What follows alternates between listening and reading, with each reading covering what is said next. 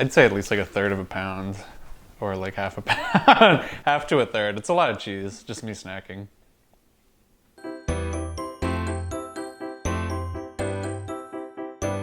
This is Karl Viewig, a cheesemonger at 23 living in Brooklyn who found this unlikely career after responding to a Craigslist ad. The truncated pyramids, there's like a myth that Napoleon was doing the war in Egypt, and like as kind of a present, they were going to make him some cheese in the shape of pyramids, but then when it started going poorly, the Talleyrand demanded that all the tops be cut off so they didn't look like pyramids anymore because they thought it was going to piss him off. Karl knows a lot about cheese pairing and preparing, and the cheese world, even though he's been working in it less than a year at Campbell's Cheese, a small neighborhood specialty food shop based in the epicenter of artisanal foods, the Williamsburg neighborhood in Brooklyn. I've really always had kind of a hard time saying that I am a cheesemonger because I've only been doing it for like 5 months now.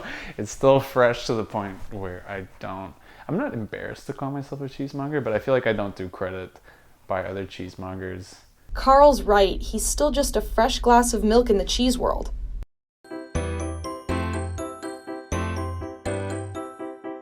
Adam Moskowitz, known as Mr. Moo, is a third-generation cheese importer.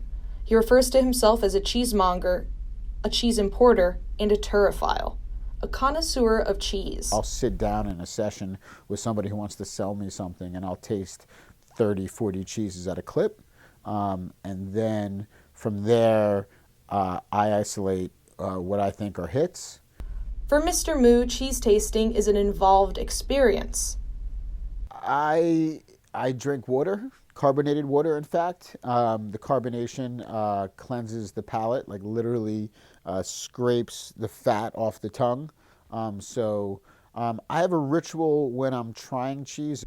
He says he loves all cheese, he's open to all cheese, but he does choose cheeses on how their flavor evolves. Of kind of doing a whole sensory analysis, so it's looking at the rind, touching the rind, smelling the rind. Then it's looking at the paste, putting the paste in your hands. The paste is the cheese, I call it paste, in the hands, and crumpling it up and seeing how well it crumbles and how well it goes back together. I then eat the cheese. I get it all up in my mouth and then breathe and then exhale and swallow. This apprenticeship in the cheese industry has not just piqued his appreciation for cheese, but has also transformed Karl's relationship with all foods. Funny enough, I actually didn't eat. There's a time in my life where all I ate was like cheddar cheese as a child, with like slices of cheese with like raw vegetables and like pieces of bread because I'm a weirdo. Similarly to Mr. Moo, Karl has a respectful and calculated relationship with cheese.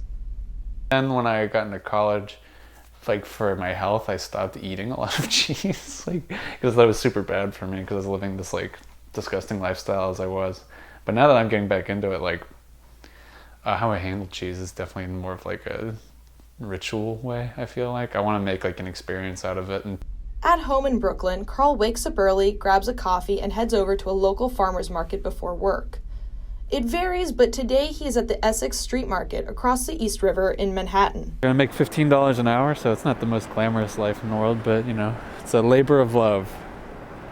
The markets are where Karl scopes out cheeses beyond the options available at Campbell's.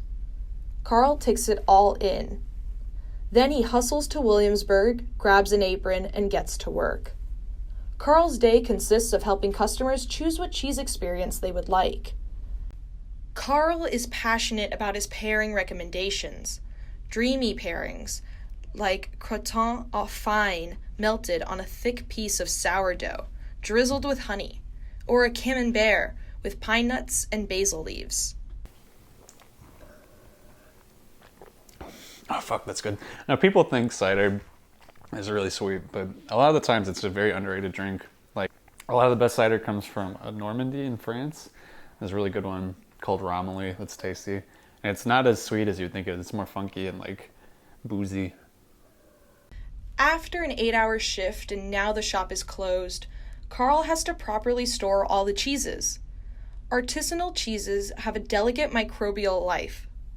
Because of their organic qualities, cheeses also have to be separated from one another to avoid sharing their unique fungi and altering the distinct flavors. To summarize, things should be clean. You don't want your meats being cut with other meats because then it just is like a big monstrosity meat. And when it's all said and done, Karl goes to a bar for a cider. But most nights he heads back home, and if it's not too late, Karl tests out new pairings on his roommates. More misses than hits, but he's learning. I want to eat pretty much any cheese that I can find. The one with the maggots especially. I think my palate's pretty Grinch-like, so I want to eat like anything that's like disgusting or like super moldy or gross like that. That's just who I am as a person, so I really want to embrace that side.